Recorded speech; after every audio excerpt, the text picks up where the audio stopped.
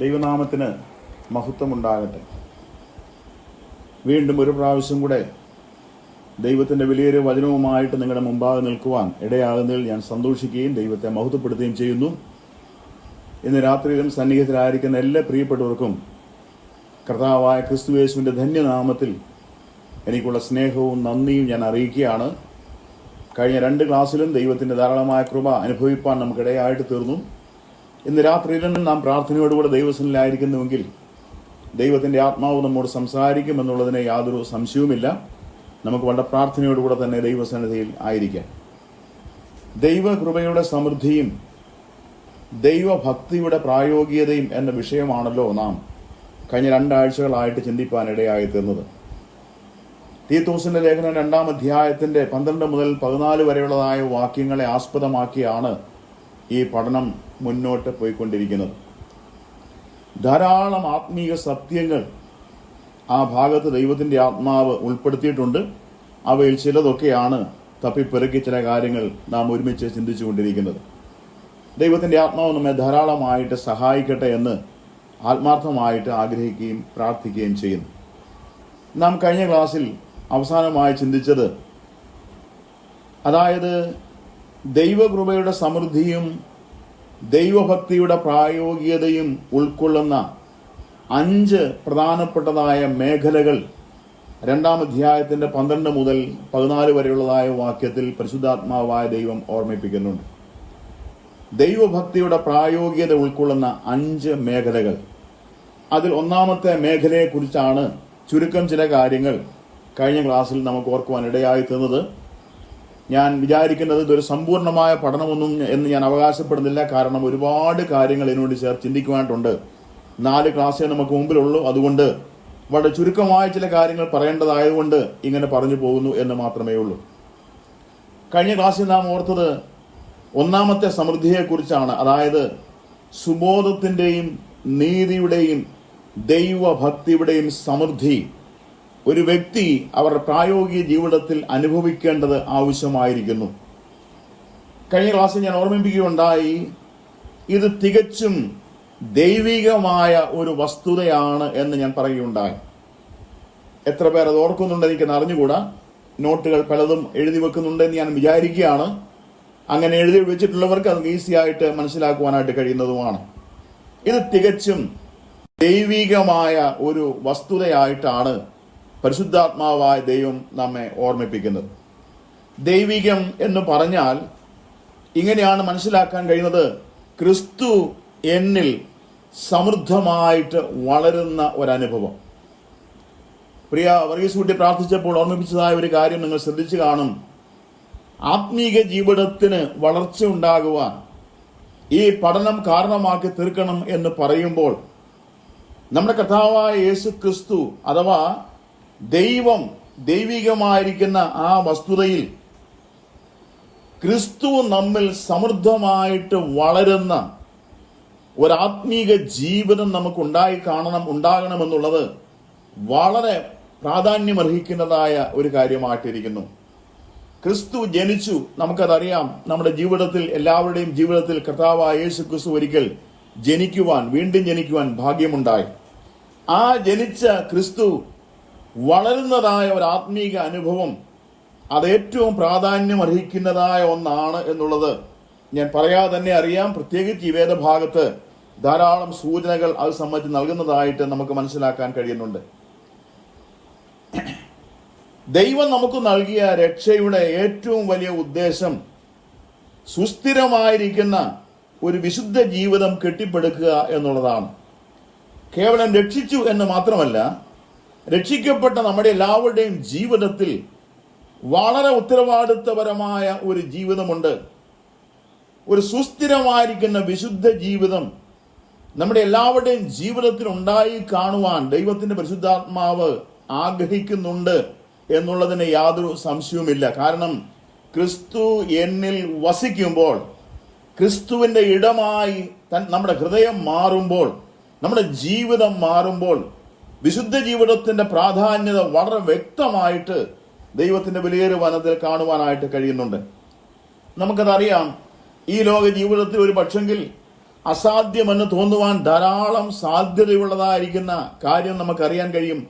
ഈ അനിശ്ചിതത്വം നിറഞ്ഞ, ഈ അക്രമം നിറഞ്ഞിരിക്കുന്ന, പാപം നിറഞ്ഞിരിക്കുന്ന, ഈ സകലവിധമായ മ്ലേച്ഛതകളും വെറുക്കൂത്തുകളും നിറഞ്ഞിരിക്കുന്ന ഈ ലോകത്ത് സുബോധത്തോടും നീതിയോടും ദൈവഭക്തിയോടും കൂടെ ജീവിച്ചു പോരുക എന്ന് പറയുന്നത് ഒരളവിൽ അസാധ്യമെന്ന് തോന്നാൻ സാധ്യതയുണ്ടെങ്കിലും അതങ്ങനെയല്ല. ദൈവത്തിന്റെ പരിശുദ്ധാത്മാവ് ശക്തമായി നമ്മോട് ഇടപെട്ടുകൊണ്ടിരിക്കുന്നു, നമ്മെ സഹായിച്ചുകൊണ്ടിരിക്കുന്നു. അതോർത്ത് നമുക്ക് ദൈവത്തിന് സ്തോത്രം ചെയ്യാം. ഈ ലോക ജീവിതത്തിൽ നമ്മെ ദൈവം അതിനായിട്ട് സഹായിക്കുമാറാകട്ടെ, സൂക്ഷിക്കുമാറാകട്ടെ എന്ന് ആത്മാർത്ഥമായിട്ട് ആഗ്രഹിക്കുകയും പ്രാർത്ഥിക്കുകയും ചെയ്യുന്നു. എങ്ങനെയാണ് ഈ കാര്യം സാധ്യമാകുന്നത് എന്ന് ഞാൻ കഴിഞ്ഞ ക്ലാസ്സിൽ പറയുകയുണ്ടായി. അതായത് കർത്താവിനെ ഭയപ്പെട്ടുകൊണ്ട് ഹൃദയത്തിന്റെ ഏകാഗ്രതയോടുകൂടെ ഞാനും നിങ്ങളും ദൈവസന്നിധിയിൽ ആയിരിക്കുന്നുവെങ്കിൽ സുസ്ഥിരമായിരിക്കുന്ന ഒരു വിശുദ്ധ ജീവിതം കെട്ടിപ്പടുത്തുവാൻ നമ്മുടെ ആത്മീയ ജീവിതത്തിൽ സാധിക്കുമെന്നുള്ളതിന് യാതൊരു സംശയവുമില്ല. ദൈവത്തിന്റെ വചനം ശക്തമായ നിലയിൽ ആ കാര്യത്തിൽ പിന്താങ്ങുന്നുണ്ട് എന്നുള്ളതും ഞാൻ ഈ സമയത്ത് ഓർമ്മിപ്പിക്കുവാൻ താല്പര്യപ്പെടുകയാണ്. രണ്ടാമതായിട്ട് ഒരു കാര്യം നാം തിരുവചനത്തിൽ വായിക്കുന്നത് ഇങ്ങനെയാണ്: സങ്കീർത്തനങ്ങളാലും സ്തുതികളാലും ആത്മീയ ഗീതങ്ങളാലും തമ്മിൽ പഠിപ്പിച്ചും ഇങ്ങനെ ക്രിസ്തുവിന്റെ വചനം ഐശ്വര്യമായി സകല ജ്ഞാനത്തോടും കൂടെ നിങ്ങളിൽ വസിക്കട്ടെന്നാണ് പരിശുദ്ധാത്മാവായ ദൈവം നമ്മെ ബുദ്ധി ഉപദേശിക്കുന്നത്. ഞാൻ ഒന്നും കൂടെ പറയാം: ക്രിസ്തുവിന്റെ വചനം ഐശ്വര്യമായി സകല ജ്ഞാനത്തോടും കൂടെ നിങ്ങളിൽ വസിക്കുമ്പോൾ മാത്രമേ ഒരു വിശുദ്ധ ജീവിതം ജീവിക്കുവാനായിട്ട് നമുക്ക് കഴിയുകയുള്ളൂ എന്നുള്ളത് ദൈവവചനത്തിന്റെ അടിസ്ഥാനത്തിൽ വളരെ വ്യക്തമായി പറയാൻ ഇന്ന് രാത്രി ഞാൻ താല്പര്യപ്പെടുകയാണ്. കർത്താവ് നമ്മിൽ വസിക്കണം, ദൈവത്തിന്റെ വചനം നമ്മിൽ വസിക്കണം. ദൈവവചനം എല്ലാ ഐശ്വര്യത്തോടും കൂടെ നമ്മുടെ ഹൃദയങ്ങളിൽ വസിക്കുമ്പോൾ മാത്രമേ സുസ്ഥിരമായ ഒരു വിശുദ്ധ ജീവിതം കെട്ടിപ്പടുത്തുവാനായിട്ട് നമുക്ക് കഴിയുകയുള്ളൂ. നാം അതിന് ഏറ്റവും ഉത്സാഹിക്കേണ്ടതും ഏറ്റവും അത്യാവശ്യമായ കാര്യമാണെന്ന് ഇത്തരണത്തിൽ ഓർമ്മിപ്പിക്കുവാനായിട്ട് ഞാൻ താല്പര്യപ്പെടുകയാണ്. ഒന്നാമത്തെ വിഷയം, ഈ വർജനത്തിന്റെ ഒന്നാമത്തെ കാര്യം നാം ചിന്തിച്ചത് സുബോധത്തിന്റെയും നീതിയുടെയും ദൈവഭക്തിയുടെയും സമൃദ്ധിയിലേക്ക് നമുക്ക് വളരുവാനിടയായിട്ട് തീരണം. രണ്ടാമത്തെ കാര്യത്തിലേക്ക് ഞാൻ കടന്നു വരാൻ ആഗ്രഹിക്കുന്നു. രണ്ടാമത്തെ കാര്യം എന്ന് പറഞ്ഞത് വർജനത്തിന്റെ സമൃദ്ധിയിലേക്ക് നാം വളരുവാൻ ഇടയായി തീരണം.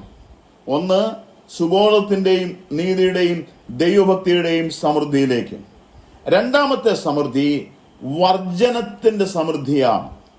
വർജനത്തിന്റെ സമൃദ്ധി 13-ാമത്തെ വാക്യത്തിൽ അത് കാണാൻ കഴിയുന്നുണ്ട്. തീത്തോസിലെ 2-ാം അധ്യായം 13-ാമത്തെ വാക്യത്തിൽ വർജിക്കുക എന്ന ക്രിയയ്ക്ക് ഉപയോഗിച്ചിരിക്കുന്ന ആ വാക്കിന്റെ അർത്ഥം ഉപേക്ഷിക്കുക എന്നാണ്. വർജിക്കുക സമം ഉപേക്ഷിക്കുക.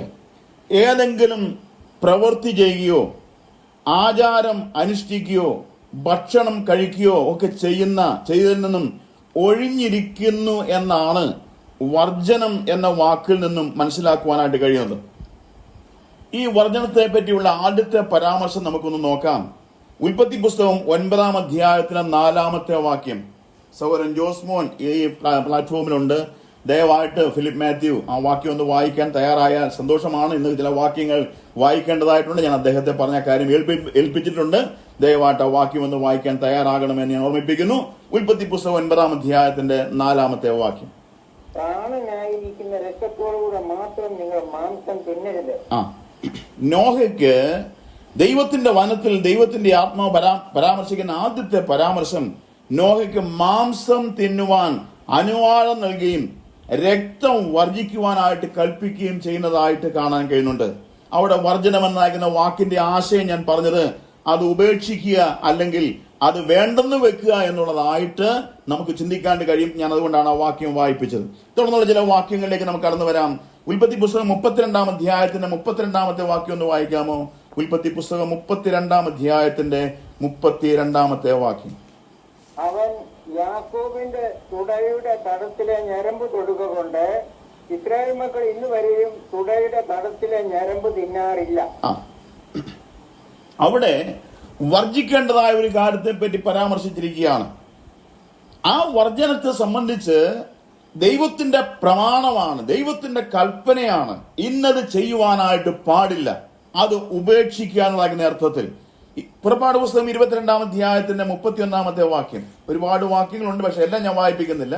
പുറപ്പാട് പുസ്തകം 22 അധ്യായത്തിന്റെ 31 വാക്യം. നിങ്ങൾ എനിക്ക്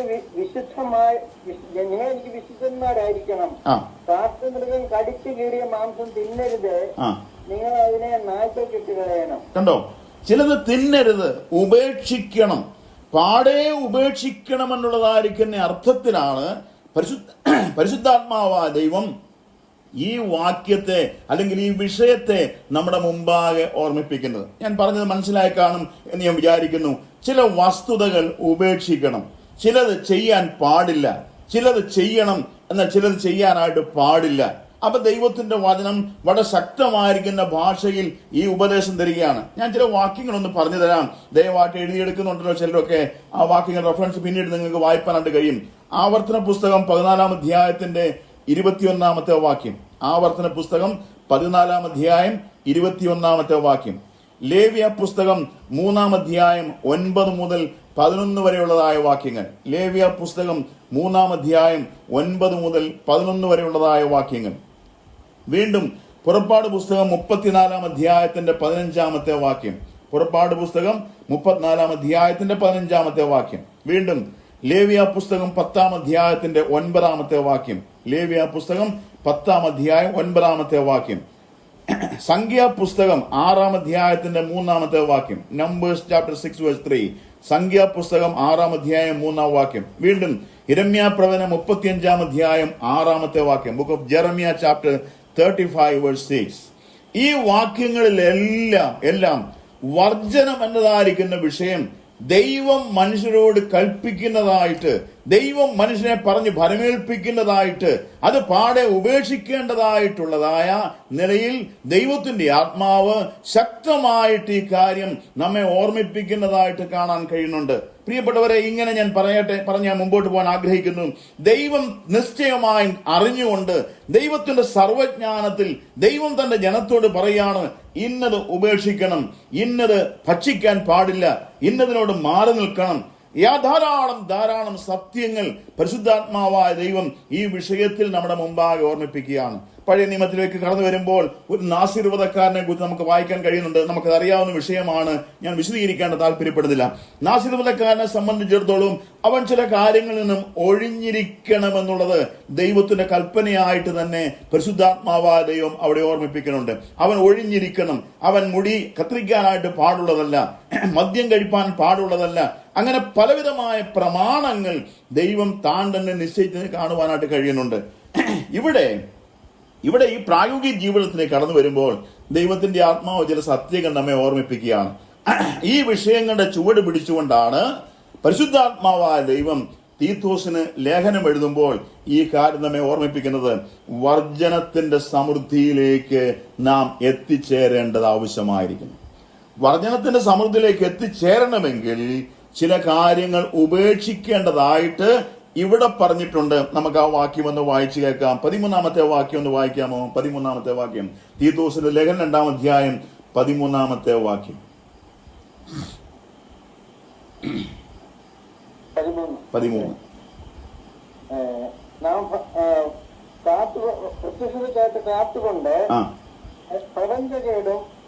ഭക്തികേടും പ്രപഞ്ചമോഹങ്ങളും വർദ്ധിച്ചിട്ട്. ഇവിടെ പരിശുദ്ധാത്മാവ് പറയുന്ന ഒരു വാക്ക് ശ്രദ്ധിക്കണം, 2 വാക്കുകൾ ശ്രദ്ധിക്കണം. ഭക്തികേടും പ്രപഞ്ചമോഹങ്ങളും വർജിച്ചിട്ട്. ഇതുവരെ പറഞ്ഞിരിക്കുന്ന പ്രമാണങ്ങൾ പഴയ നിയമം വിളിച്ച് നാം ചിന്തിച്ച കാര്യങ്ങളാണ്. ദൈവത്തിന്റെ ആത്മാവ് ശക്തമായിട്ട് തന്റെ ജനത്തോട് സംസാരിക്കുകയാണ്. ഇന്നതൊക്കെ ഉപേക്ഷിക്കണം, ഇന്നതൊക്കെ വേണ്ടെന്ന് വെക്കണം, അതിനോടൊരു ബന്ധം പാടില്ല, അതിനോട് അടുക്കുവാൻ പാടില്ല. പല ആശയങ്ങൾ നാം ചിന്തിക്കുകയുണ്ടായി. ഇവിടെ തീത്തോസ് പറയുമ്പോൾ 2 കാര്യങ്ങൾ വർജിച്ചിട്ട് വേണം മുമ്പോട്ട് പോകുവാനായിട്ട്. അതായത് ഞാൻ മുമ്പേ പറയുകയുണ്ടായി, വിശുദ്ധമായിരിക്കുന്ന ജീവിതം, സുസ്ഥിരമായിരിക്കുന്ന ഒരു വിശുദ്ധ ജീവിതം കെട്ടിപ്പടുക്കുവാൻ താല്പര്യപ്പെടുന്ന ഓരോരുത്തരും, ഞാൻ ഈ പറഞ്ഞ ഭാഷ നിങ്ങൾക്ക് മനസ്സിലാകുന്നുണ്ടല്ലോ, സുസ്ഥിരമായ ഒരു വിശുദ്ധ ജീവിതം കെട്ടിപ്പടുത്തുവാൻ താല്പര്യപ്പെടുന്ന ഓരോരുത്തരും ഭക്തികേടും പ്രപഞ്ചമോഹങ്ങളും വർജിക്കണം എന്ന് പരിശുദ്ധാത്മാവായ ദൈവം പൗലോസ് മുഖാന്തരം തീത്തോസിന്റെ ലേഖനത്തിൽ വ്യക്തമായി നമ്മെ ഓർമ്മിപ്പിക്കുന്നു. എന്താണ് ഈ ഭക്തികേട്? എന്താണ് ഭക്തികേടെന്ന് ചോദിച്ചാൽ, ഭക്തി എന്താണെന്ന് ആദ്യം മനസ്സിലാക്കണം. ഭക്തി എന്തെന്ന് മനസ്സിലാകുമ്പോൾ മാത്രമേ ഭക്തികേടെന്തെന്ന് മനസ്സിലാക്കുവാണ്ട് കഴിയുള്ളൂ. എന്താണ് ഭക്തികേട്? എല്ലായ്പ്പോഴും ദൈവത്തിങ്കലേക്ക് നോക്കുകയും, ശ്രദ്ധിക്കുക, എല്ലായ്പ്പോഴും ദൈവത്തിങ്കലേക്ക് നോക്കുകയും ദൈവത്തിന് പ്രസാദകരമായി ജീവിക്കുകയും ചെയ്യുന്നതാണ് ഭക്തി എന്ന വാക്കിൽ നിന്നും മനസ്സിലാക്കാൻ കഴിയുന്ന ആശയം. ഞാൻ ഒന്നും കൂടെ പറയാം. എല്ലായ്പ്പോഴും ദൈവത്തിങ്കിലേക്ക് നോക്കുകയും ദൈവത്തിന് പ്രസാദമായി ജീവിക്കുകയും ചെയ്യുന്നതാണ് ഭക്തി എന്ന് പറയുന്നത്. അപ്പൊ അങ്ങനെയാണെങ്കിൽ വർഗീസ് കുട്ടി സഹോദര, എന്താണ് ഭക്തി കേടെന്ന് പറയുന്നത്? ഭക്തി എന്ന് പറയുന്നത് എന്താണ്? എല്ലായ്പ്പോഴും ദൈവത്തിങ്കിലേക്ക് നോക്കുകയും ദൈവത്തിന് പ്രസാദകരമായി ജീവിക്കുകയും ചെയ്യുന്നതാണ് ഭക്തിയെങ്കിൽ ഭക്തി കേടെന്താണ്?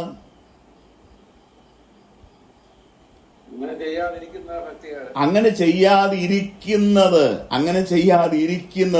പ്രിയപ്പെട്ടവരെ, അത് ഒരു വിശ്വാസിക്ക് ഭൂഷണമാണോ? ഒരു വിശ്വാസ ജീവിതം ജീവിക്കുന്ന ഒരു വ്യക്തിക്ക് അത് അനുവദനീയമാണോ?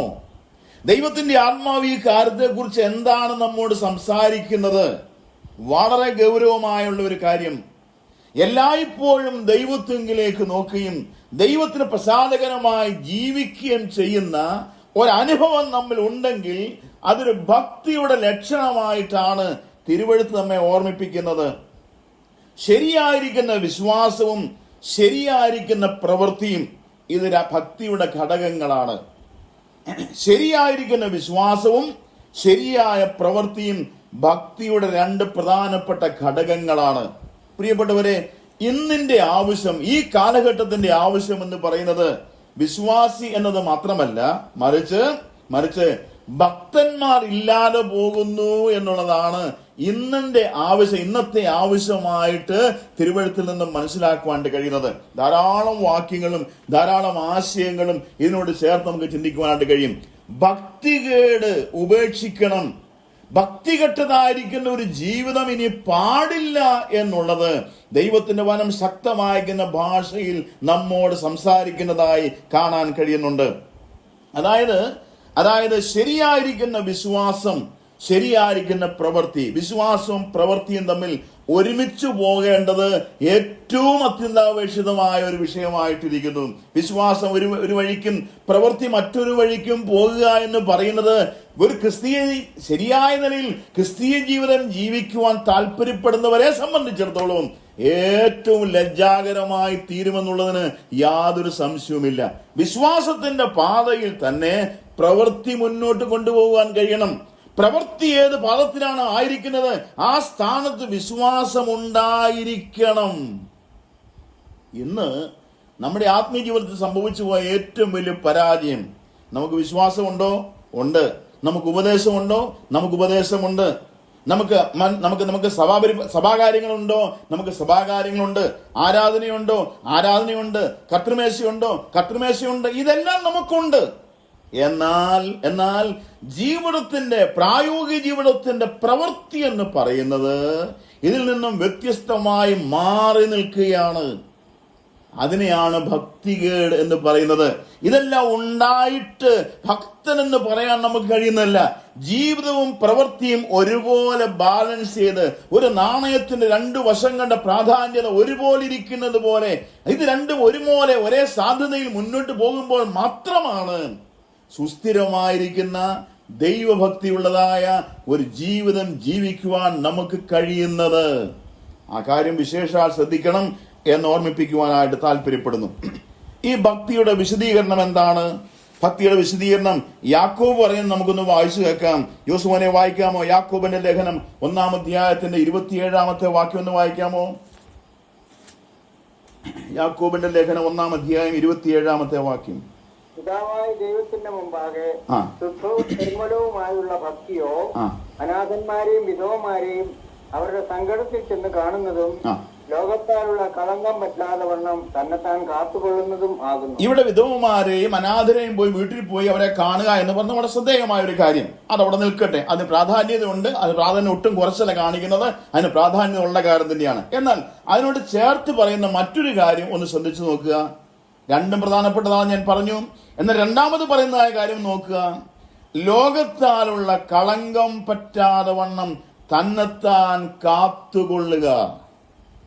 പ്രിയപ്പെട്ടവരെ, ഭക്തിയുടെ വിശദീകരണം പറയുമ്പോൾ യാക്കോബ് അപ്പോസ്തലൻ പറഞ്ഞ ഒരു കാര്യം ലോകവുമായിട്ട് ചേർത്താണ് ഈ ഭക്തിയെ വിശദീകരിക്കാനായിട്ട് കഴിയുന്നത്. അതായത് ഈ ലോകത്തിന്റെ കളങ്കം പറ്റാതെ വണ്ണം തന്നെത്താൻ സൂക്ഷിക്കുക എന്ന് പറയുമ്പോൾ ആ വാക്കിന്റെ ആശയം എത്രയോ ഗൗരവമായിട്ടാണ് പരിശുദ്ധാത്മാവായ ദൈവം നമ്മെ ഓർമ്മിപ്പിക്കുന്നത്. അതായത് ലോകത്താലുള്ള കളങ്കം പറ്റാതെ വണ്ണം തന്നെത്താൻ കാത്തുകൊള്ളുന്നത്. പ്രിയപ്പെട്ടവരെ, ഇന്ന് രാത്രി ഞാൻ പറയട്ടെ, ഈ ലോകത്തിലാണ് ഞാനും നിങ്ങളും ജീവിക്കുന്നത്. എന്റെയും നിങ്ങളുടെയും ജീവിതം ജീവിച്ചു തീർക്കുവാൻ ഈ ലോകമാണ് ദൈവം നമുക്ക് നൽകി തന്നിരിക്കുന്നത്. ഈ ലോകത്തിൽ ഞാനും നിങ്ങളും ജീവിക്കുമ്പോൾ ലോകത്തിന്റെ കളങ്കം പറ്റാതെ വണ്ണം തന്നെത്താൻ കാത്തുകൊള്ളണമെങ്കിൽ ദൈവത്തിന്റെ പരിശുദ്ധാത്മാവ് എത്രമാത്രം ശക്തമായി നമ്മോട് ഇടപെട്ടുകൊണ്ടിരിക്കണം. ഒന്ന്. മറ്റൊന്ന്, നാം ദൈവത്തിന്റെ ആത്മാവിന് എത്രമാത്രം നമ്മെ തന്നെ വിധേയപ്പെടുത്തുമ്പോഴാണ് ഈ കൃത്യം നമ്മിൽ സാധ്യതമാകുന്നതെന്നുള്ളത് ഞാനും നിങ്ങളും ഗൗരവമായി ചിന്തിച്ചേ മതിയാകുള്ളൂ. രണ്ട് കാര്യങ്ങൾ ഞാൻ പറഞ്ഞു. ദൈവത്തിന്റെ പരിശുദ്ധാത്മാവ് നമ്മെ സഹായിക്കണം. നാം തന്നെത്താൻ ആ വാക്കിന് വലിയ അർത്ഥവ്യാപ്തിയാണ് ഈ വിഷയത്തോട് ബന്ധത്തിൽ ചിന്തിക്കുവാനായിട്ട് കഴിയുന്നത്. ഞാൻ മുമ്പോട്ട് പോകാനായിട്ട് താല്പര്യപ്പെടുന്നു. അവിടെ സങ്കടത്തിൽ വിധവമാരെയും അനാഥരെയും അവരുടെ സങ്കടത്തിൽ നിന്ന് കാണുന്നതും ലോകത്താലുള്ള കളങ്കം പറ്റാതെ വണ്ണം തന്നെത്താൻ കാത്തുകൊള്ളുന്നതുമാകുന്നു ഈ ഭക്തിയുടെ വിശദീകരണമായിട്ട് പറഞ്ഞിരിക്കുന്നത്. ഇനി ഇതിന് നേരെ വിപരീതമാണെന്ന് നാം ഇപ്പോൾ ഓർക്കുകയുണ്ടായല്ലോ അഭക്തി എന്ന് പറയുന്നത്. അതായത് നാം ഇങ്ങനെയൊക്കെ ജീവിക്കുന്നുണ്ടെങ്കിലും ലോകത്തിന്റെ കളങ്കവും ലോകത്തിന്റെ മാലിന്യവും നമ്മിലേക്ക് കടന്നു വരുമ്പോഴാണ് ഭക്തികേട് നമ്മിൽ നിന്നും വെളിപ്പെടുവാനിടയാകുന്നത്.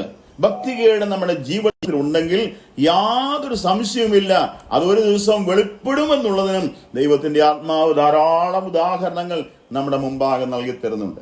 മുമ്പോട്ട് പോകാൻ ഞാൻ ആഗ്രഹിക്കുന്നു. ഭക്തി വിരുദ്ധമായത് അല്ലെങ്കിൽ ഭക്തികേട്, അഭക്തി എന്നൊക്കെ വിശേഷിപ്പിക്കുന്ന അനേക പദപ്രയോഗങ്ങൾ ബൈബിളിൽ കാണാൻ കഴിയുന്നുണ്ട്. ഭക്തികേട് അല്ലെങ്കിൽ അഭക്തി എന്ന വാക്ക് ഏതാണ്ട് ഒരു 6 സ്ഥലങ്ങളിൽ ഉപയോഗിച്ചിരിക്കുന്നത് കാണാൻ കഴിയുന്നുണ്ട്. 6 സ്ഥലങ്ങളിൽ. ഞാൻ ആ ഭാഗം ഒന്ന് പറയാം. ഒന്ന് വായിക്കാൻ സാധിക്കുമോ? റോമാലേഖനം 1-ാം അധ്യായത്തിന്റെ 18-ാമത്തെ വാക്യം നമുക്ക് ആദ്യമായിട്ടൊന്ന് വായിക്കാം. റോമാലേഖനം 1-ാം അധ്യായത്തിന്റെ 18-ാമത്തെ വാക്യം. അനീതി കൊണ്ട് സത്യത്തെ തടുക്കുന്ന മനുഷ്യരുടെ സകല അഭക്തിക്കും ആ പ്രയോഗം ശ്രദ്ധിക്കണം. സകല അഭക്തിക്കും. 11-ാം അധ്യായത്തിൽ 26-ാമത്തെ വാക്യം നോക്കി. റോമാലേഖനം 11-ാം അധ്യായത്തിൽ 26-ാമത്തെ വാക്യം. 11:26. 11 chapter 11 verse 26. ഇങ്ങനെ ഇസ്രായേൽ മുഴുവൻ രക്ഷിക്കപ്പെടും. വരും. അവൻ യാക്കോബിൽ നിന്ന് അഭക്തിയെ മാറ്റും. പ്രിയപ്പെട്ടവരെ, എത്ര ശക്തമായിരിക്കുന്ന ഒരു പ്രയോഗമാണത്. ഭക്തികേട്, അഭക്തിയെ മാറ്റിക്കൊടുക്കുവാൻ ദൈവം താല്പര്യപ്പെടുകയാണ്. അപ്പൊ ദൈവം ഒരിക്കലും ആഗ്രഹിക്കാത്തതായിരിക്കുന്ന ഒരു കാര്യമായിട്ടാണ് ഈ വിഷയം ഇരിക്കുന്നത് എന്നുള്ളത് വിശേഷാൽ ഞാൻ ശ്രദ്ധിക്കേണ്ടത് ആവശ്യമായിരിക്കുന്നു. വീണ്ടും വായിക്കാൻ സമയമെടുക്കുന്നതിന് ഞാൻ റെഫറൻസ് പറയാം. തീമോഥെയോസ് എഴുതിയ 2-ാം ലേഖനം 2-ാം അധ്യായത്തിന്റെ 16-ാമത്തെ വാക്യം. 2 തീമോഥെയോസ് 2-ാം അധ്യായം 16-ാം വാക്യം. ഇപ്പോൾ നാം വായിച്ചു തീത്തോസിന്റെ ലേഖനം 2-ാം അധ്യായം 13-ാമത്തെ വാക്യം. വീണ്ടും യൂദയുടെ ലേഖനം 15-ാം വാക്യവും 18-ാം വാക്യവും പല പ്രാവശ്യങ്ങളിൽ ആവർത്തിച്ച ആ വാക്ക് വരുന്ന കാണാൻ കഴിയുന്നുണ്ട്. യൂദയുടെ ലേഖനം 15-ാമത്തെ വാക്യവും 18-ാമത്തെ വാക്യവും. പ്രിയപ്പെട്ടവരെ, ഞാൻ ഇങ്ങനെ പറഞ്ഞ ഭാഗം മുമ്പോട്ട് പോകട്ടെ. അഭക്തി നമ്മുടെ ജീവിതത്തിൽ ഉണ്ടായി കാണുവാൻ ദൈവം ആഗ്രഹിക്കുന്നില്ല. മറിച്ച് ക്രിസ്തീയ ജീവിതത്തിൽ സുസ്ഥിരമായിരിക്കുന്ന ഒരു വിശുദ്ധ ജീവിതം കെട്ടിപ്പടുത്തുവാൻ ദൈവത്തിന്റെ ആത്മാവ് നമ്മെ ബുദ്ധി ഉപദേശിച്ചുകൊണ്ടാണ് ഇരിക്കുന്നത്. ഞാനും നിങ്ങളും അത് ശിരസാ വഹിക്കുന്നില്ലെങ്കിൽ ആ വർജനത്തെ അല്ലെങ്കിൽ ആ പ്രത്യേകമായിരിക്കുന്ന അനുഭവത്തെ ഏറ്റെടുക്കുവാൻ നമുക്ക് കഴിയാതെ വന്നാൽ നമ്മുടെ ജീവിതത്തിൽ നിന്ന് വലിയ കുറവുകളായിട്ട് അതിനെ കാണുവാനായിട്ട് കഴിയുന്നുണ്ട്. ഞാൻ ഒന്നും കൂടെ പറഞ്ഞ് മുമ്പോട്ട് പോകട്ടെ. നമ്മുടെ കർത്താവായ യേശുക്രിസ്തുവിനെ സംബന്ധിച്ചിട്ടുള്ള വിശ്വാസ സത്യങ്ങളിൽ മുഴുകിയിരിക്കുന്നതാണ് ഭക്തി എന്ന് പറയുന്നത്. ഞാൻ 2-3 സ്റ്റേറ്റ്മെന്റ് എന്നോടകം പറഞ്ഞു കഴിഞ്ഞു. ഒന്ന്, എല്ലായ്പ്പോഴും ദൈവത്തിങ്കിലേക്ക് നോക്കുകയും ദൈവത്തിന് പ്രസാദകരമായ നിലയിൽ ജീവിക്കുകയും ചെയ്യുന്നതാണ് ഭക്തി എന്ന് ഞാൻ പറഞ്ഞു.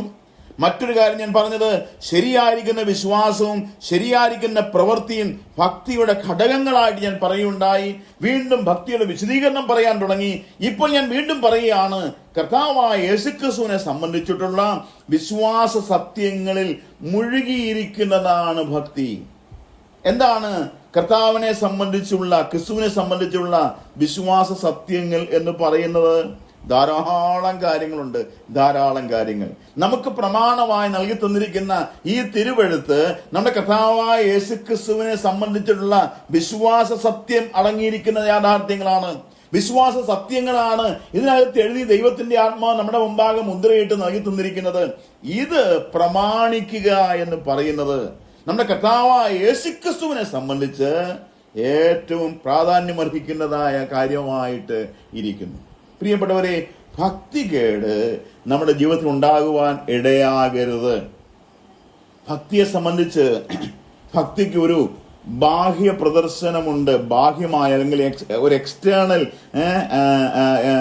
റെവലേഷൻ, ഒരു പുറമേ ഉള്ളതായിരിക്കുന്ന വെളിപ്പെടുത്തൽ ഭക്തിക്കുണ്ട് എന്നുള്ളത് നാം ആരും മറന്നു പോകരുത്. ഒരുത്തൻ ഭക്തൻ എന്ന് പറയുന്നത് അവന്റെ ആന്തരികമായിരിക്കുന്ന അനുഭവം മാത്രമല്ല, ഭക്തിക്ക് എപ്പോഴും ഒരു ബാഹ്യമായ പ്രദർശനമുണ്ട്. അത് നമ്മുടെ കർത്താവായ യേശുക്രിസ്തുവിന്റെ ജീവിതവുമായിട്ട് ചേർന്ന് പോകുന്ന ഒരു ജീവിതം ജീവിക്കുമ്പോഴാണ് അതിന്റെ പ്രായോഗിക തലം ഓരോരുത്തർക്കും വെളിപ്പെട്ട് കാണുവാനായിട്ട് കഴിയുന്നത്. ഞാൻ പറഞ്ഞ മനസ്സിലാകുന്നുണ്ടോ?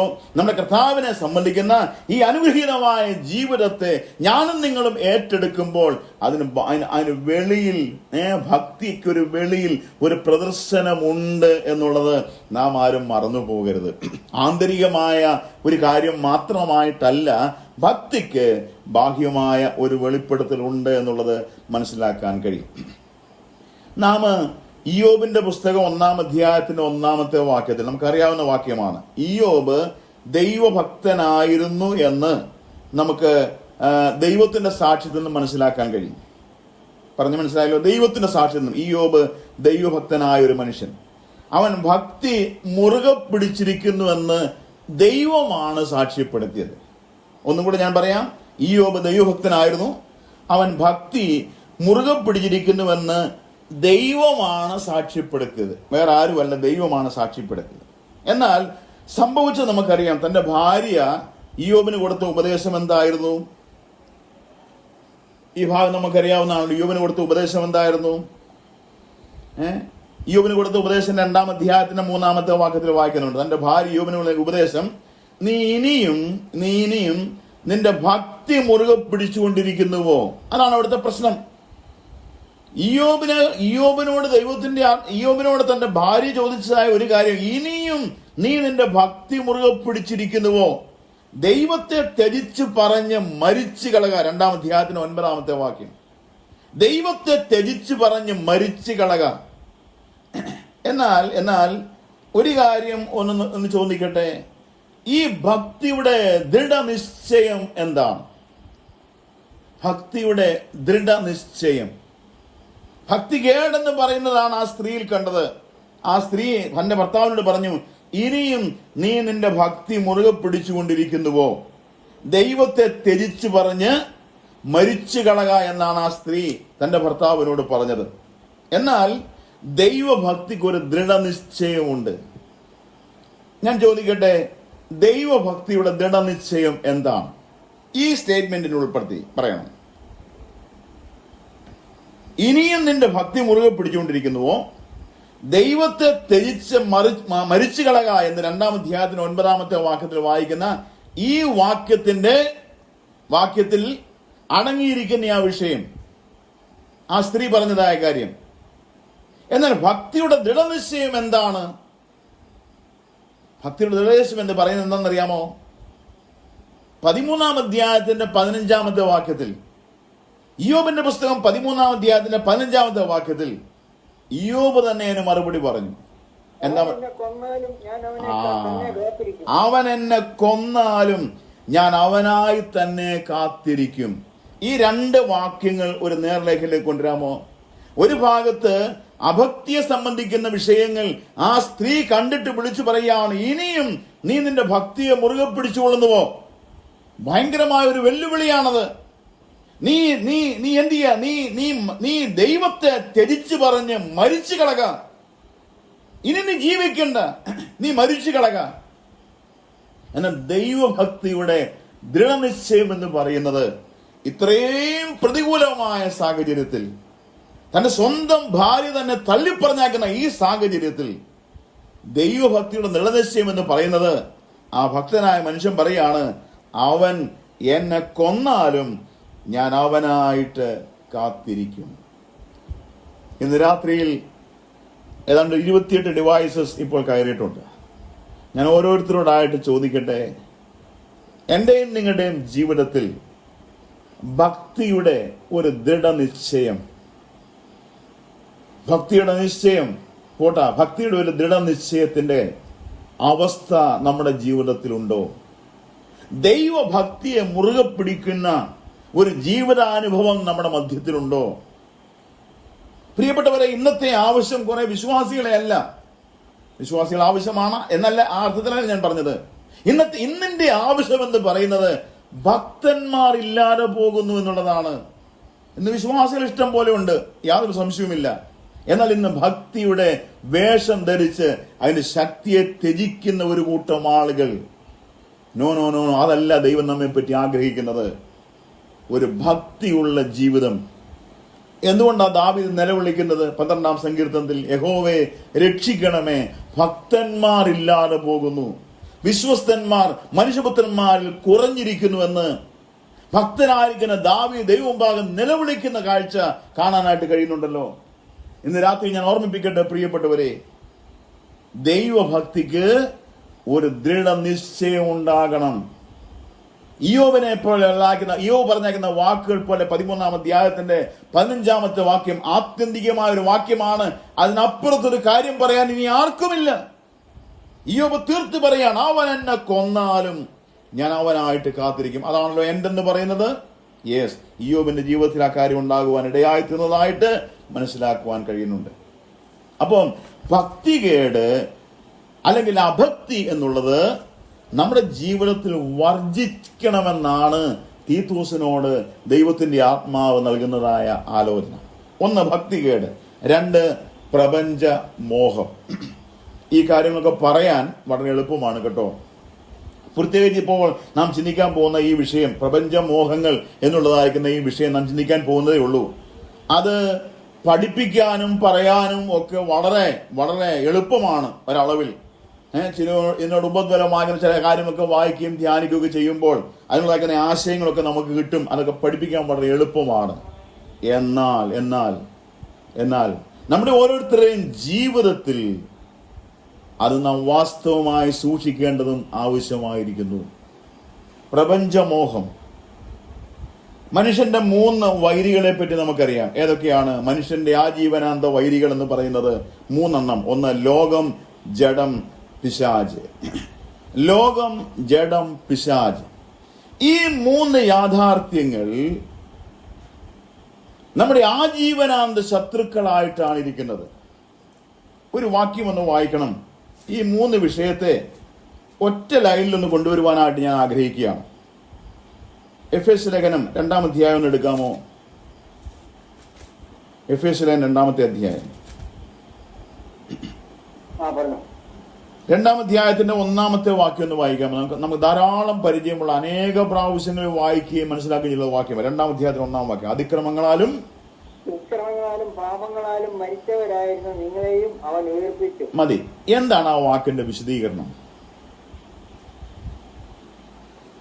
അതിക്രമങ്ങളാലും പാപങ്ങളാലും മരിച്ചവരായിരുന്നു നിങ്ങളെയും അവൻ ഉയർപ്പിച്ചു എന്ന് പറഞ്ഞാൽ ആ വാക്കിന്റെ വിശദീകരണം എന്താണ്?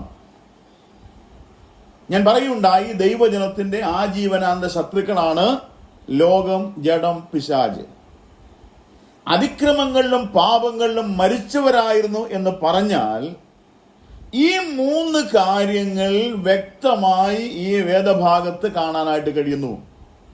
ഈ 3 കാര്യങ്ങൾ ഒന്ന് നോക്കാമോ? 2-ാമത്തെ വാക്യം ആരംഭിക്കുന്നത് എങ്ങനെയാണ്?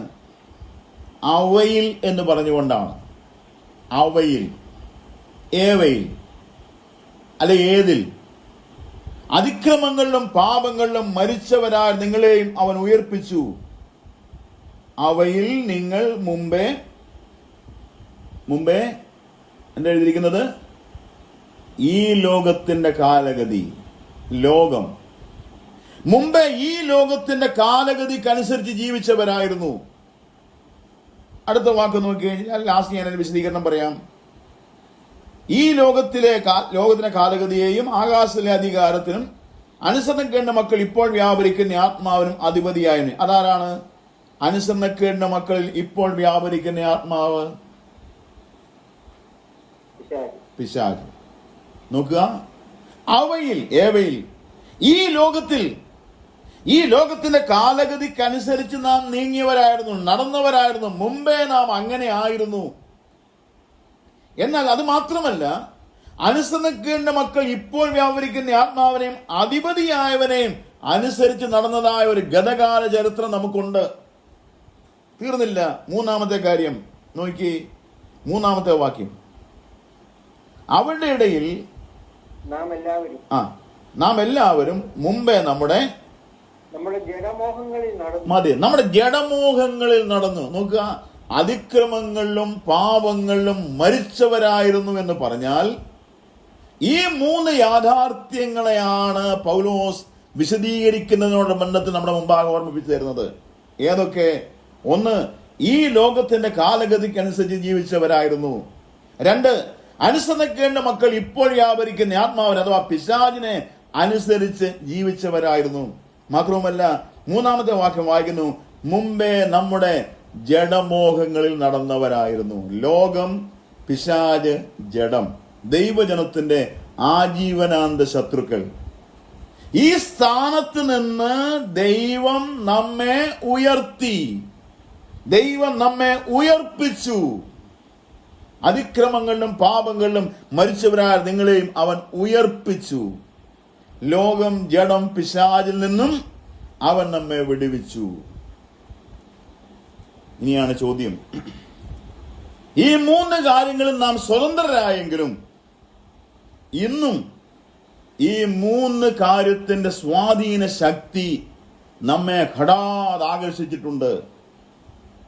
ഇന്നും ഈ 3 യാഥാർത്ഥ്യങ്ങൾ നമ്മെ പിൻപറ്റുന്നവയാണ്. വാസ്തവത്തിൽ അവ ശത്രുക്കൾ തന്നെയാണോ? നമ്മൾ പാടാറുണ്ട്, ലോകം എനിക്ക് വൈരി, ഇല്ലേ? യേശുവിന്റെ അടിസ്ഥാനമെന്നാകുന്ന പാട്ടിനകത്തൊരു ശാൻസ് ഉണ്ടല്ലോ, ലോകമെനിക്കു വൈരി. നമ്മൾ പാടും. പക്ഷെ ലോകം നമുക്ക് വൈരിയായിട്ടാണോ നിലനിൽക്കുന്നത്? വിശേഷാൽ ചിന്തിക്കണം. ഈ ലോകം, ജഡം, പിശാച് എന്നതായിരിക്കുന്ന ഈ 3 യാഥാർത്ഥ്യങ്ങൾ ഒരു ദൈവപൈതലിനെ എത്രമാത്രം ഇന്ന് ഹഠാത് ആകർഷിച്ചുകൊണ്ടിരിക്കുന്നു. വാസ്തവത്തിൽ നാം ഉയർപ്പിക്കപ്പെട്ടവരാണ്, ജീവിപ്പിക്കപ്പെട്ടവരാണ്.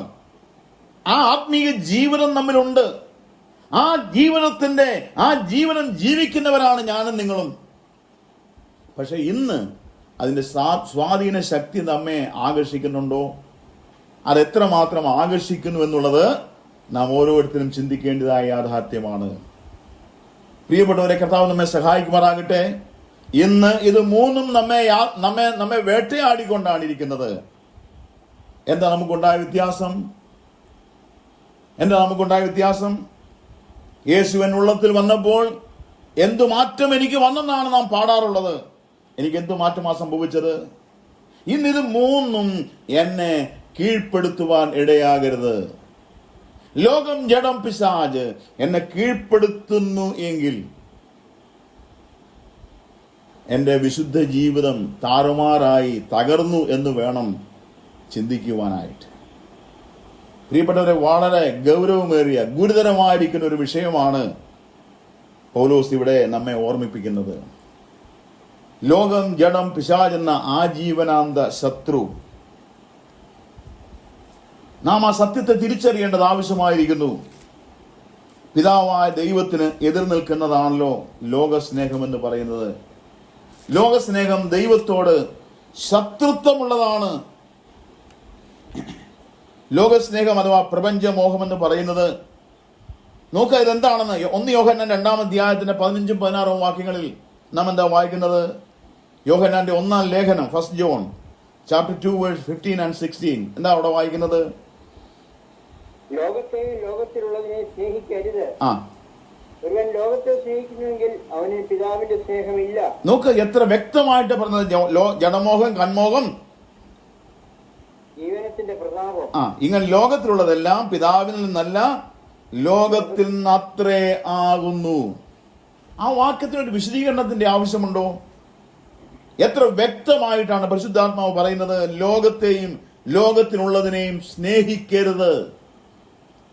പ്രിയപ്പെട്ടവരെ, നമുക്ക് സംഭവിച്ചു പോയ വീഴ്ചയുടെ വ്യക്തമായ ചിത്രം പരിശുദ്ധാത്മാവ് ഈ ഭാഗത്ത് നമ്മെ ഓർമ്മിപ്പിക്കുന്നുണ്ട്.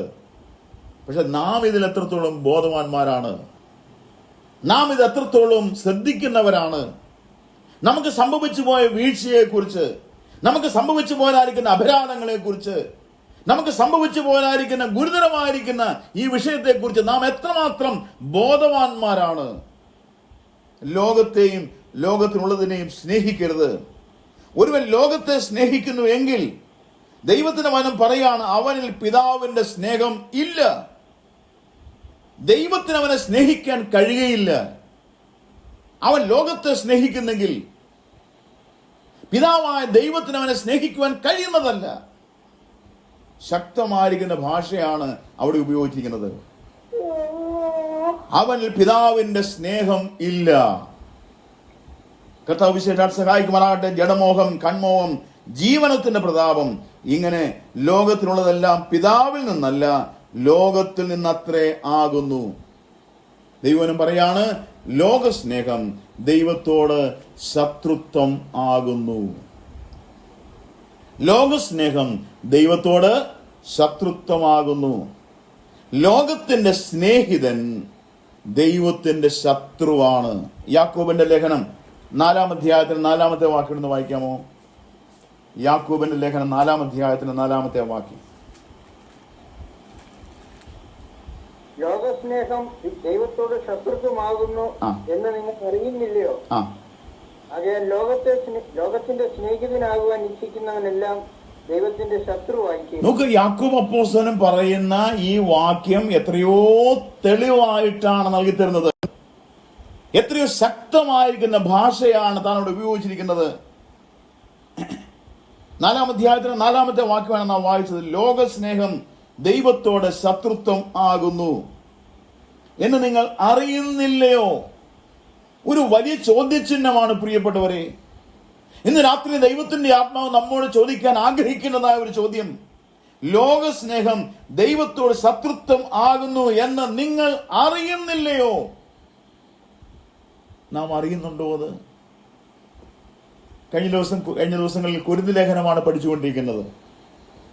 കുരുതി ലേഖനത്തിന്റെ തീം എന്ന് പറയുന്നത്, അല്ലെങ്കിൽ കീവേഡ് എന്ന് പറയുന്നത് അറിയുന്നില്ലയോ എന്നാണ്. അറിയുന്നില്ലയോ?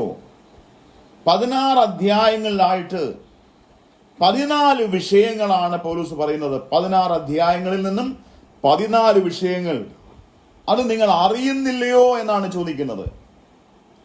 കൊരിന്ത്യർക്കെതിരെ 1-ാം ലേഖനം 1-ാം അധ്യായത്തിലെ വിഷയം എന്ന് പറയുന്നത്, ദൈവം നിങ്ങളെ വിളിച്ചതിനെ കുറിച്ച് നിങ്ങൾ അറിയുന്നില്ലയോ?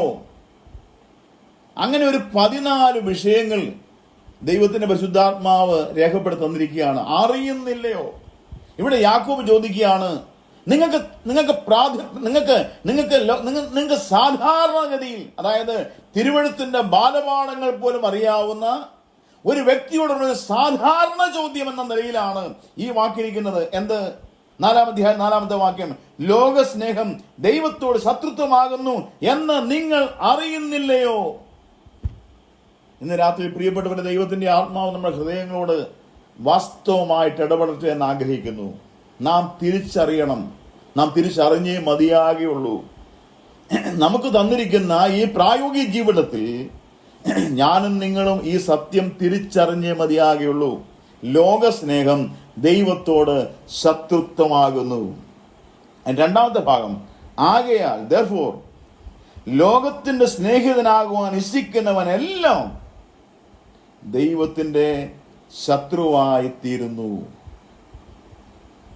ആകയാൽ ലോകത്തിന്റെ സ്നേഹിതനാകുവാൻ ഇച്ഛിക്കുന്നവനെല്ലാം ദൈവത്തിന്റെ ശത്രുവായി തീരുന്നു. ഇന്ന് രാത്രി ഒറ്റ ചോദ്യം, ലോകത്തിന്റെ സ്നേഹിതനോ ദൈവത്തിന്റെ സ്നേഹിതനോ? പ്രിയപ്പെട്ടവരെ, ദൈവജനം കഴിഞ്ഞ നാളുകളെ അപേക്ഷിച്ച് ലോകത്തിലേക്ക് ഇറങ്ങിപ്പോയിരിക്കുന്ന സ്ഥിതിയാണ് എവിടെ നോക്കിയാലും കാണാൻ കഴിയുന്നത്, ഏത് സഭാന്തരീക്ഷത്തിൽ നോക്കിയാലും കാണാൻ കഴിയുന്നത്. അതുകൊണ്ട് ദൈവത്തിന്റെ വചനം ഇന്ന് രാത്രിയിൽ വളരെ ശക്തമായി നമ്മോട് സംസാരിക്കുകയാണ്. ലോകത്തിന്റെ സ്നേഹിതനോ അതോ ദൈവത്തിന്റെ സ്നേഹിതനോ? ധാരാളം കാര്യങ്ങൾ ഇനി പറയുവാനായിട്ടുണ്ട്. തീമോഥെയോസ് എഴുതിയ 2-ാം ലേഖനം 4-ാം അധ്യായത്തിന്റെ 10-ാമത്തെ വാക്യത്തിൽ പൗലോസ് ഒരു വ്യക്തിയെ ചൂണ്ടിക്കാണിച്ചു തന്നു. ആരാണത്? തീമോഥെയോസ് എഴുതിയ 2-ാം ലേഖനം 4-ാം അധ്യായത്തിന്റെ 10-ാമത്തെ വാക്യത്തിൽ ദൈവത്തിന്റെ ആത്മാവ് ഒരു വ്യക്തിയെ ചൂണ്ടിക്കാണിക്കുകയാണ്. ആരാണ് ആ വ്യക്തി? ദേമാസ്. ദേമാസിനെ പറ്റി എന്താ അവിടെ എഴുതിയിരിക്കുന്നത്? ദേമാസ് ലോകത്തെ സ്നേഹിച്ച് എന്നെ വിട്ടുപോയി, കൂട്ടായ്മയുടെ ബന്ധം ഇല്ലാതെ ആക്കി തീർക്കുന്നു. ദേമാസ് ഈ ലോകത്തെ സ്നേഹിച്ചു. പ്രിയപ്പെട്ടവരെ, ഒരു കാര്യം വ്യക്തമാണ്, ദൈവത്തിന്റെ പരിശുദ്ധാത്മാവിനാലാണ് തിരുവെഴുത്ത് എഴുതി തന്നിട്ടുള്ളത്. ആ ദൈവത്തിന്റെ പരിശുദ്ധാത്മാവ് തിരുവെഴുത്തിൽ വ്യക്തമായി എഴുതി തന്നിരിക്കുകയാണ്, ലോകത്തെ സ്നേഹിച്ച് ലോകത്തിന്റെ പിന്നാലെ പോകുന്നവൻ ദൈവത്തോട് ശത്രുതയുള്ളവനായിത്തീർന്നു. അവന് ദൈവത്തിന്റെ സ്നേഹിതനായിട്ട് നിൽക്കുവാൻ കഴിയുന്നതല്ല. അവൻ ലോകത്തിന്റെ സ്നേഹിതനാണ്. ലോകം അവനെ സ്നേഹിക്കുന്നു, അവൻ ലോകത്തെ സ്നേഹിക്കുന്നു. കർത്താവ് നമ്മെ വിശേഷാൽ സഹായിക്കുമാറാകട്ടെ. ഭക്തികേടും പ്രപഞ്ചമോഹങ്ങളും വർജിക്കുവാൻ ദൈവവചനം നമ്മെ ഓർമ്മിപ്പിക്കുകയാണ്. അതൊന്നും കൂടെ പറയട്ടെ, ഭക്തികേടും പ്രപഞ്ചമോഹങ്ങളും, അതാണ് നാം ഇന്ന് ചിന്തിക്കാൻ ഇടയാക്കുന്നത്. ഭക്തികേടും പ്രപഞ്ചമോഹങ്ങളും വർജിക്കുവാനായിട്ട് ദൈവത്തിന്റെ വചനം നമ്മെ ഓർമ്മിപ്പിക്കുമ്പോൾ നമ്മുടെ ഭാഗത്തെ പ്രതികരണം എന്താണ്? ദൈവത്തിന്റെ ആത്മാവ് നമ്മോട് സംസാരിച്ചു കൊണ്ടിരിക്കുകയാണ്. ഈ ലോകത്തിൽ സുബോധത്തോടും നീതിയോടും ദൈവഭക്തിയോടും കൂടെ ജീവിച്ചു പോരേണ്ടതിന്, അതെ, ഒരു ജീവിതം ദൈവം നമുക്ക് നൽകി തന്നിരിക്കുകയാണ്. ആ ജീവിതം ജീവിച്ചു പോരുമ്പോൾ ഞാനും നിങ്ങളും നമ്മുടെ ഓരോരുത്തരുടെയും പ്രായോഗിക ജീവിതത്തിൽ നാം കുറിക്കൊള്ളേണ്ട ഒരു പ്രമാണം പറയുകയാണ്, ഭക്തികേടും പ്രപഞ്ചമോഹങ്ങളും വർജിക്കുക. വർജനം എന്ന വാക്കിന്റെ അർത്ഥം ഞാൻ ആദ്യമേ പറഞ്ഞു. എന്താണത്? ഉപേക്ഷിക്കുക, വേണ്ടെന്ന് വെക്കുക, എന്നേക്കുമായി ഉപേക്ഷിക്കുക. വർജനത്തിന്റെ സമൃദ്ധി നമ്മുടെ ജീവിതത്തിനുണ്ടാകണം. ഇതൊരു ദിവസമല്ല. പ്രിയപ്പെട്ടവരെ, ഞാൻ ഒരു കാര്യം പറയട്ടെ. വ്യത്യസ്തങ്ങളായ സാഹചര്യങ്ങളിൽ നിന്നും രക്ഷിക്കപ്പെട്ടു വന്നതായ സമയത്ത് ഓർമ്മയുണ്ടാകും നിങ്ങൾക്ക്, കാലാകാലങ്ങളിലായി നാം ഓരോരുത്തരും രക്ഷിക്കപ്പെട്ടതായ സമയത്ത് പല കാര്യങ്ങൾ, പ്രത്യേകിച്ച് സാമുദായിക പശ്ചാത്തലത്തിലാണെങ്കിൽ പല കാര്യങ്ങൾ നാം ഉപേക്ഷിച്ച് നമുക്ക് ഓർമ്മയില്ലേ? എന്തെല്ലാം കാര്യങ്ങൾ നാം മനഃപൂർവമായി വേണ്ടെന്ന് വെച്ചു. അതാണ് വർജനം. അതിനെയാണ് വർജനം എന്ന് പറയുന്നത്. അതിനെ ഉപേക്ഷിക്കുക, ഹൃദയത്തിന്റെ താല്പര്യപ്രകാരം മനഃപൂർവമായി അതിനെ ഉപേക്ഷിക്കുക. അതിനെ ഉപേക്ഷിച്ചിട്ടാണ് നമ്മൾ എന്ത് ചെയ്തത്? ദൈവകൃപയിലേക്ക് വന്നത്, ക്രിസ്തീയ ജീവിതം ആരംഭിച്ചത്, ദൈവത്തോടുള്ള ഒരു ഭക്തിയുള്ള ജീവിതം ആരംഭിച്ച ആരംഭനാൾ. എന്നാൽ ഇന്ന് ഈ ലോകത്തിലേക്ക് നാം ഇറങ്ങിപ്പോയിരിക്കുന്നു. ഈ ലോക ജീവിതത്തിലേക്ക് നാം കടന്നു വന്നപ്പോൾ ഈ ലോകത്തിൻ്റെതായ മാലിന്യങ്ങളെല്ലാം വഹിച്ചുകൊണ്ട് ഈ ലോകത്തിലേക്ക് ഞാനും നിങ്ങളും ഇറങ്ങിപ്പോയിരിക്കുന്നു.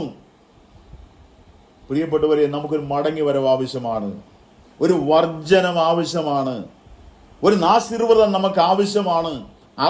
ആത്മീയ ഭാഷയിലാണ് ഞാൻ പറഞ്ഞു കേട്ടോ.